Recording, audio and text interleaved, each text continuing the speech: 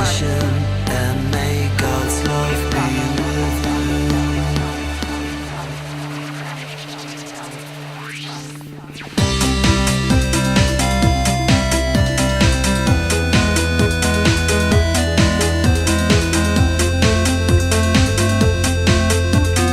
This is ground control to Major Tom. You really made the grade.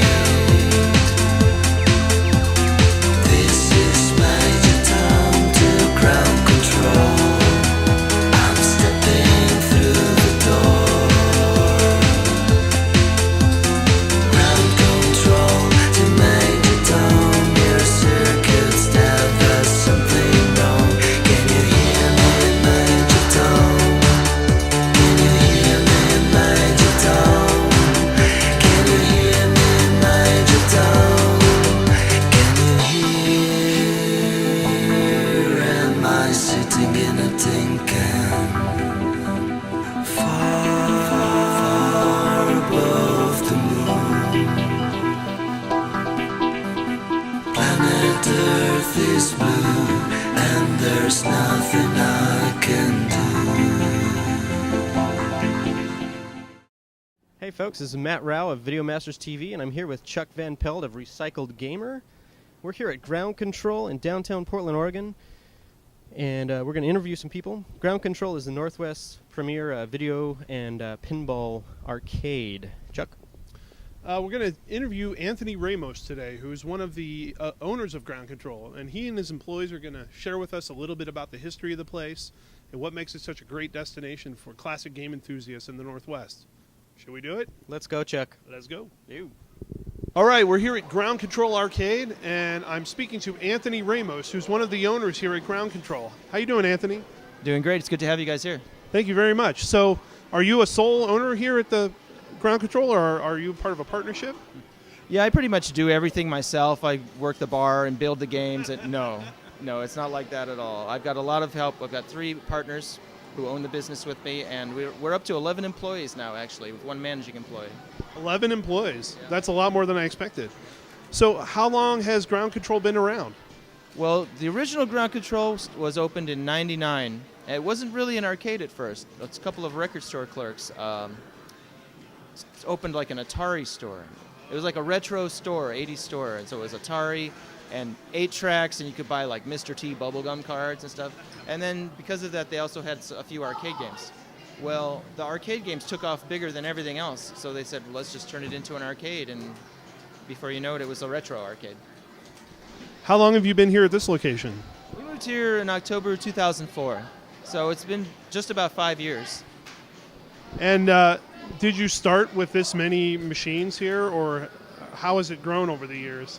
It's grown exponentially.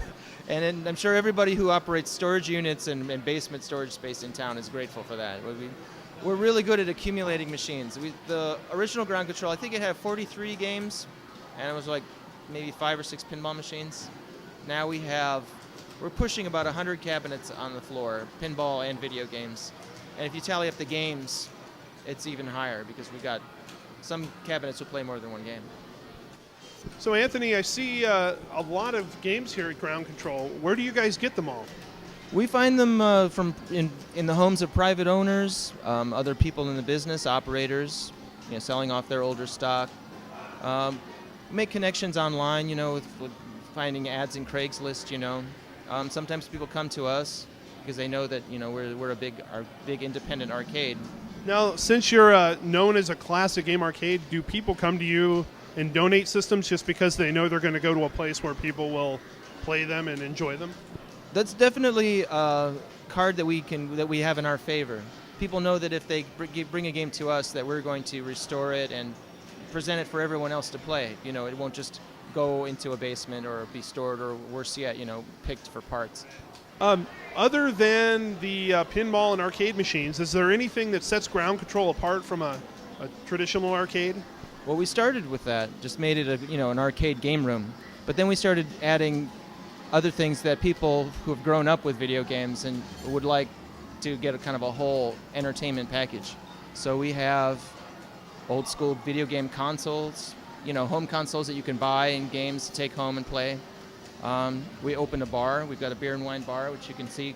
Maybe you can see it over our shoulders here. So you guys have been here for almost 5 years now. Do you have any plans for expansion? Yes, we're going to, as soon as the ink is dry on a new lease, which we're working on, and we know we can be here for another 5 years.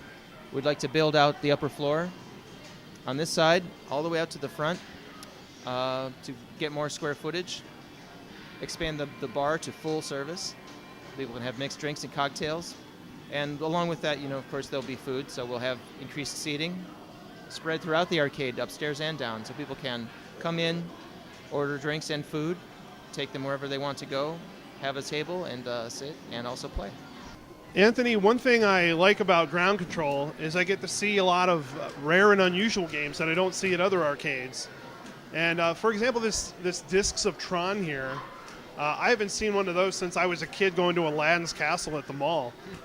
What can you tell me about this machine? Yeah, it's kind of interesting how we get some of these games. This one was in a Christian youth center with about a half a dozen other games some were from the mid-'80s and some were from the early '90s. And they just didn't upgrade their arcade for a long time. The games didn't get a whole lot of use in the youth center. The kids wanted to play newer games, so this church just moved them all into their storage unit, and they just sat there for about 5 to 6 years. Finally, they had to move out of their storage unit, and when they needed someone to take over their games, they called us.